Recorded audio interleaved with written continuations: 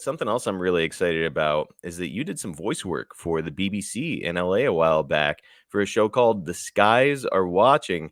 And Jake, rumor has it the show won Best Audio at the Tribeca Film Festival. How about that? That's awesome, man. I'm so happy for the guys. Great guys. I've had the pleasure of talking to them. And as a matter of fact, I thought it might be fun to bring on the director of the show, John, to provide our listeners with more details about the project. So, John, I'm going to go ahead and bring you on right now. Welcome to the Snake Pit. Happy to be here. Thanks, guys. Good to see you, Jake. Yeah, John. It's good to see you. Yeah. Now, John, what can you tell us about this project with Jake? Well, basically, it's a sci-fi thriller that we made for BBC Radio 4 and BBC Sounds. My collaborator, Todd Luoto, and I have done a prior show for them, and this is our second audio series for the BBC. And this one basically tells the story of a woman who goes missing. There's the beautiful artwork right there for you. 2 years later, she reappears mysteriously aboard a flight, claiming to be this woman who vanished in 1938, who also happens to be the mother of the character that Jake plays, David Vance, who's a ufologist searching for what happened to his mother. And so it's got a lot of mystery and intrigue to it. And Jake is, obviously I might be biased, but I think Jake is absolutely phenomenal in the show. So thanks very much, man. I appreciate that. Yeah, we appreciate you being a part of it, and so we can talk about how we came to cast Jake, if that's of interest. Of course, yes, please. Yeah. So Todd Luoto, credit to him. He's a big pro wrestling fan and has been for most of his life. And when it came time to cast the role of David Vance, who's somebody with a bit of a mysterious past, and we're not sure whether or not he's trustworthy, we were kicking around some names, and Jake's was really one of the first to emerge.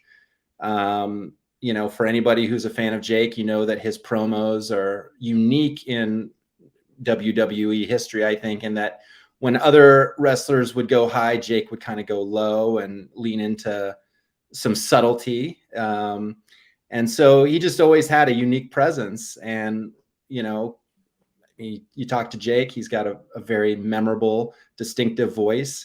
We thought that could be something that would be powerful for the show, and also give Jake an opportunity to maybe flex some dramatic muscles in a way that, he doesn't always get the opportunity to. And I think he, for anybody who listens to the show, he comes in kind of at the end of episode 1, but then episode 2 is really, it's Jake's show. And I think he really knocks it out of the park. So I'm excited to see what his fans think of his turn as David Vance.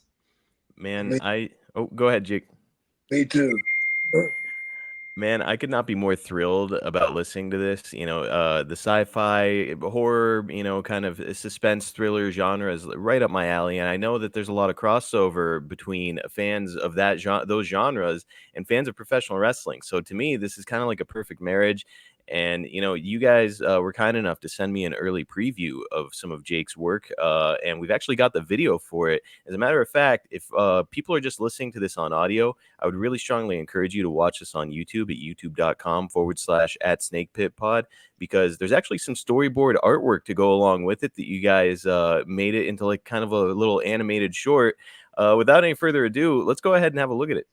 Sounds good. Got up. And I had to go outside. I had to find Mom. Mama! Mama! All of a sudden, the yard lit up like it was on fire.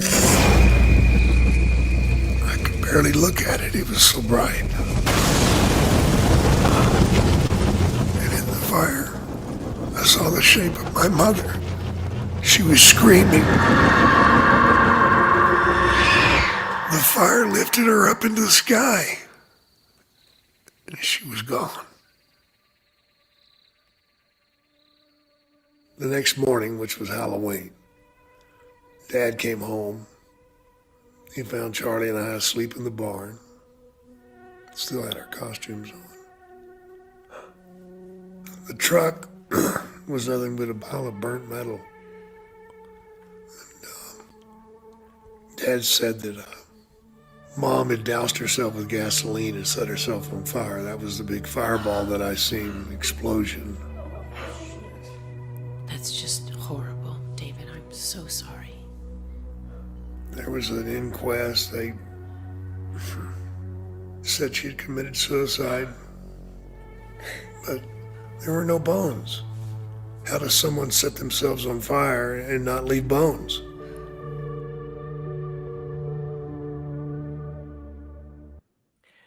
Man, that was really compelling, even in just that short little clip.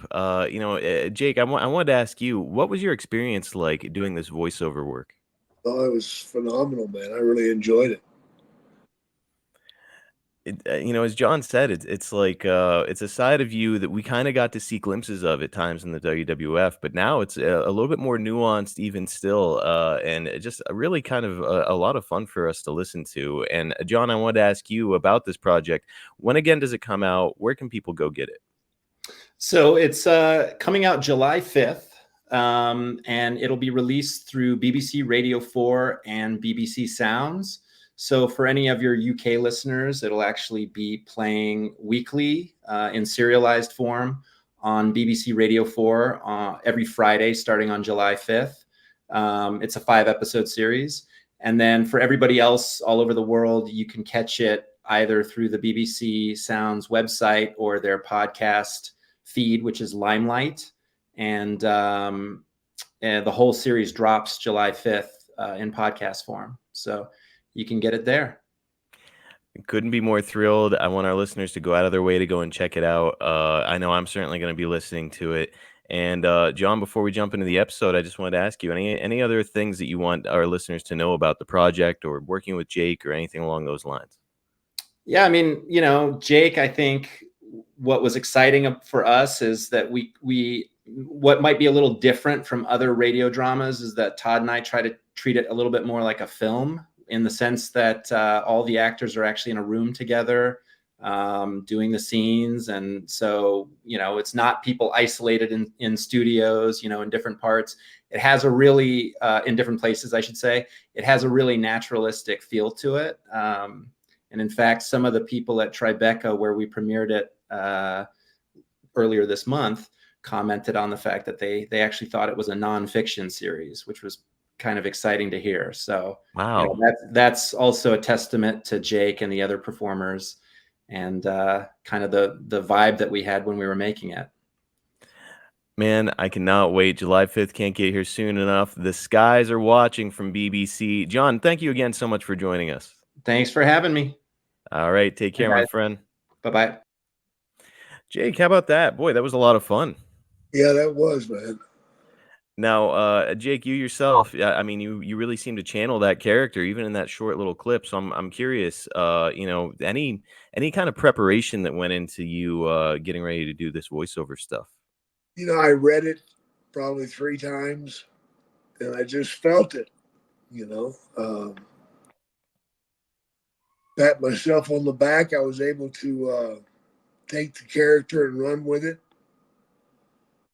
and just played it in a shoot manner. To me, it was real. It was happening. And, that's the secret to my madness. It came off that way, like really authentically read. Like John had mentioned that somebody thought it was kind of a shoot situation, and it seemed like it was. Yeah. That's the only way I can play anything. Well, it came right off the screen for me. Again, watch that clip on YouTube, youtube.com/@SnakePitPod, and make sure you catch The Skies Are Watching on July 5th.